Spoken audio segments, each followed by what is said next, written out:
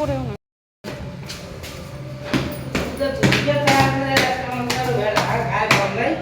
যাও।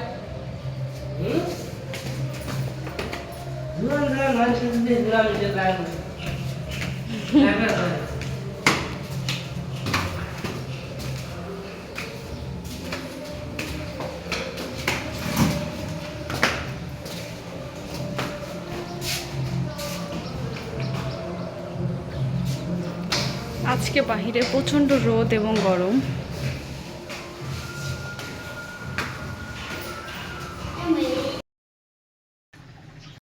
আসসালামু আলাইকুম।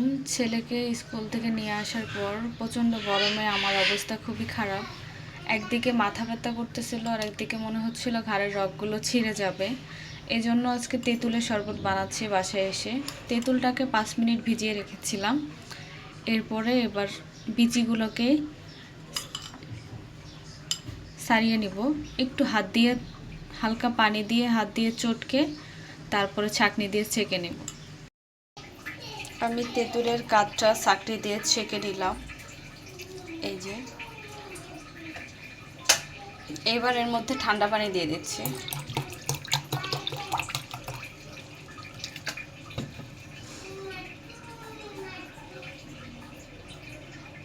এবার আমি দিয়ে দিচ্ছি এর মধ্যে চিনি।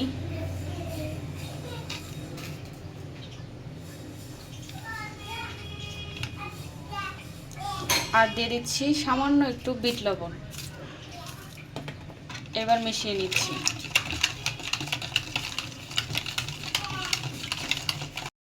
তেঁতুলের টকটা যখন মেশাবেন তখন দেখবেন যে লবণ এবং টকের পরিমাণটা, মিষ্টির পরিমাণটা যেন ঠিক থাকে, তাহলে খেতে ভালো লাগবে।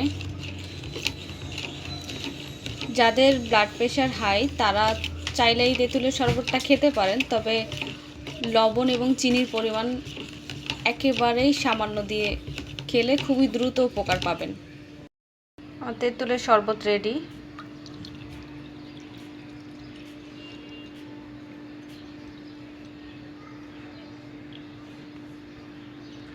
অতিরিক্ত গরমে টক টক ঠান্ডা শরবত খেতে ভীষণ ভালোই লাগে।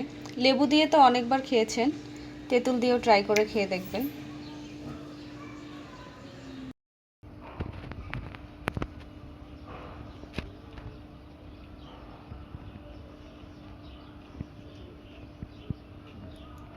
সবাই ভালো থাকবেন।